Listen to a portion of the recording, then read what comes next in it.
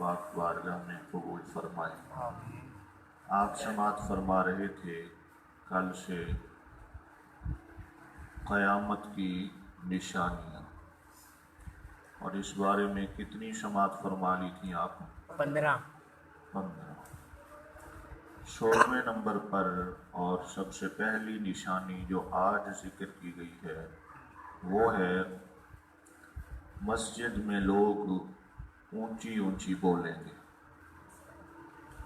ये क़यामत की निशानियों में से एक निशानी ये भी है।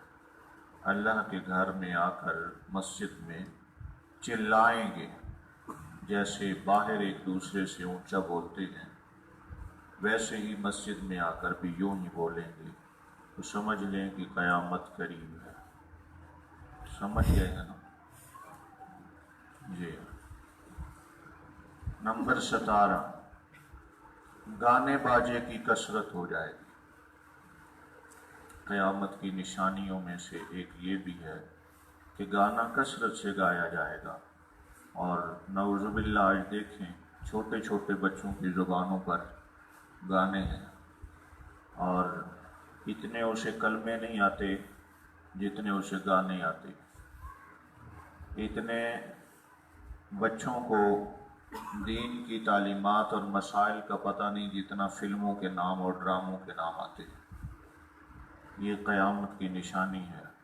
और माँ बाप अपने बच्चों को इस तरफ नहीं लगाएंगे, बल्कि अपने बच्चों को फिल्मी एक्टर और गुलकार बना के खुश होंगे कि मेरे बच्चे ने कैसी एक्टिंग की है।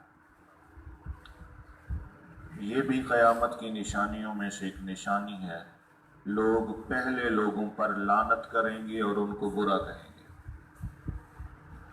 जो पहले गुजर चुके हैं बुजुर्ग अपने बाप दादा और बुजुर्गों को बुरा कहेंगे और कहेंगे उन्होंने तो पता ही कोई नहीं सी है, उन्होंने दी जिंदगी जहालत में गुजरी है, उन्होंने दी जिंदगी तो शिरक च गुजरी है, उन्होंने दी जिंदगी तो बिदअत च गुजरी है, तालीम तो हुण साडे कोल आई है।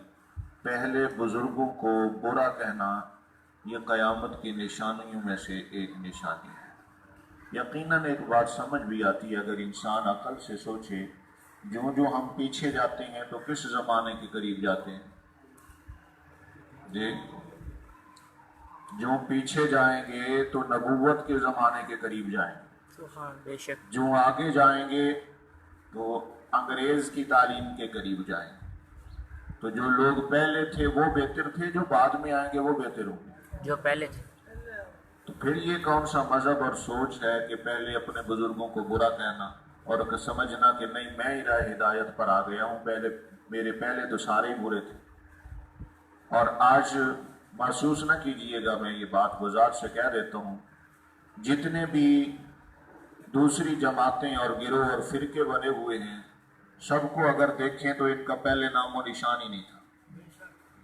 इनके बुजुर्ग कोई सदी पहले, कुछ 50 साल पहले, कोई 20 साल पहले, कोई 200 साल पहले सारे अहले सुन्नत व जमात ही थे। फिर आने वाली नई नस्लों ने अपने अपने नए अकीदे बनाए, नई नई जमातें और फ़िरके बनाए और अपने पहले बुजुर्गों पर बात और लान तान करना शुरू कर दिया। ये क़यामत की निशानियों में से एक निशानी है। और अगर आज से 1000 साल पहले भी देखें तो अकीदा अहले सुन्नत व जमात मौजूद था। बेशक सिर्फ वाहिद एक जमात है अहले सुन्ना व जमात, जो आज से नहीं सहाबा किराम रिज़वानुल्लाहि ताला अलैहिम अजमाइन से तालीम हासिल करके जो सिलसिला आगे बुजुर्गों ने चलाया वो आज तक मौजूद है, और उसी का नाम अहले सुन्ना व जमात है। ये भी क़यामत की निशानियों में से एक निशानी है। दरिंदे जानवर इंसान से कलाम करेंगे, बोलेंगे, यहाँ तक कि आप कूड़ा फेंकेंगे तो उससे भी आवाज आएगी, वो भी बोलेगा। जूते के तस्मे को अगर आप हाथ लगाएंगे तो वो भी बोलेगा, ठीक है। और इसके बाजार, बंदे के बाजार जाने के बाद जो कुछ घर में हुआ वापस आकर घर के परिंदे ही बताएंगे कि क्या हुआ। ये क़यामत की निशानियों में से एक निशानी है। ये भी क़यामत की निशानी है, जलील लोग जिनको پہننے کا کپڑا نہیں ملتا تھا، پاؤں کی جوتیاں نصیب نہیں تھی، وہ بڑے بڑے محلات میں رہیں گے۔ انتہائی کمزور طبقے کے گھٹیا قسم کے لوگ جن کی بڑی کمزوری کے اندر ناگواری کی حالت میں زندگی گزرتی تھی، وہ بڑے بڑے محلات میں رہ کر پھر فخر کریں گے اور کہیں گے اسی تے جدی پشتی امیر ہے، اے نہیں پتا کہ پیچھے اسی کامے رہے ہیں۔ ٹھیک ہے، اگر ایک دو نسل ان کے پیچھے دیکھیں، 2-4 سال 10 سال پیچھے دیکھیں، تو یہ لوگوں کے گھروں میں کام کرتے تھے اور آج وہ گاؤں کے چودھری بنے ہوئے ہیں اور فخر کرتے ہیں۔ یہ قیامت کی نشانیوں میں سے ایک نشانی ہے۔ اللہ اکبر۔ حدیث پاک میں مزید اس کی وضاحت آئی ہے، فرمایا جو گاؤں دیہات میں بکریاں چراتے تھے، اونٹ چلاتے تھے، ٹھیک ہے، جن کو اپنے کپڑوں کا خیال نہیں ہوتا تھا، جانوروں کا گوبر لگا ہوتا تھا، وہ شہروں میں آ کر بڑے بڑے کوٹھیاں بنا لیں گے، محل بنا لیں گے، ٹھیک ہے، اور اس پر فخر کریں گے۔ یہ بھی قیامت کی نشانیوں میں سے ایک نشانی ہے۔ ٹھیک ہے، بعض مرتبہ میں اپنے بعض دوستوں سے مذاق میں یہ کہہ دیا کرتا تھا جو گجر ہے، ٹھیک ہے، آج ان کو شہروں میں دیکھیں تو بڑی بڑی انہوں نے جناب مکان بنائے ہوئے ہیں اور ساری زندگی ان کے پیچھے باپ دادا کی گاؤں دیہات میں بکریاں چراتے اور کھوتے چراتے گزری ہے، ٹھیک ہے، اب وہ بڑے بڑے کوٹھوں میں رہ رہے ہیں اور فخر کرتے ہیں۔ ٹھیک ہے، بہرحال یہ ایک ویسے ان سے میں مذاق کرتا ہوں۔ اچھا جی، یہ بھی قیامت کی نشانیوں میں سے ایک نشانی ہے، دجال ظاہر ہوگا۔ دجال 40 دن میں یہ حرمین شریفین کے علاوہ ساری روئے زمین کا چکر لگائے گا، پوری روئے زمین کا۔ 40 دن میں یہ پہلا دن سال کے برابر ہوگا، ان 40 دنوں میں سے پہلا دن سال کے برابر ہوگا، دوسرا دن مہینے کے برابر، اور تیسرا دن ہفتے کے برابر، اور باقی دن پھر 24 گھنٹے کے ہوں گے، اور بڑی تیزی سے وہ سیر کرے گا جیسے بادل ہوا بادلوں کو لیے پھرتی ہے، اور اس کا فتنہ اتنا سخت ہوگا کہ اس کے ساتھ ایک باغ ہوگا اور ایک آگ جس کو وہ جنت اور دوزخ کہے گا، یہ دونوں اس کے ساتھ چلیں گے، جنت بھی دوزخ بھی، ٹھیک ہے، جہاں جائے گا یہ بھی ساتھ ساتھ ہی جائیں گے، مگر جو دیکھنے میں جنت معلوم ہوگی حقیقت میں وہ آگ ہوگی، جو دیکھنے میں آگ ہوگی حقیقت میں وہ جنت ہوگی، اور وہ خدائی کا دعویٰ کر دے گا دجال۔ جو بھی اس پر ایمان لائے گا وہ اسے اپنی جنت میں ڈال دے گا، ٹھیک ہے، اور جو انکار کرے گا وہ اسے جہنم میں داخل کرے گا۔ تمہیں سمجھ میں آ رہی ہے؟ وہ جڑی جہنم ہے وہ کی ہے حقیقت ہے، وہی جنت ہے۔ اب جو انکار کرے گا وہ اسے کس میں ڈالے گا؟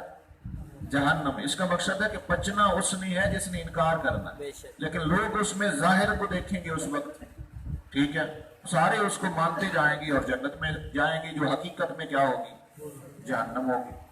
مردے زندہ کرے گا وہ، زمین کو حکم دے گا تو وہ سبزہ اگائے گی، آسمان سے پانی بھی برسائے گا، اور ان کے ساتھ جتنے لوگ اس کے ساتھ لگیں گے وہ بڑے مالدار ہو جائیں گے، ان کے جانور بڑے اچھے ہوں گے، دودھ بہت زیادہ دیں گے، ویرانے میں جائے گا تو وہاں بڑے بڑے حالات ٹھیک ہو جائیں گے، کھیتیاں سبزہ ہوگا ہر طرف، اس قسم کے بڑے بڑے شوق دے وہ دکھائے گا، اور حقیقت میں یہ سارے جادو کا کمال ہوگا، ٹھیک ہے۔ اللہ اکبر۔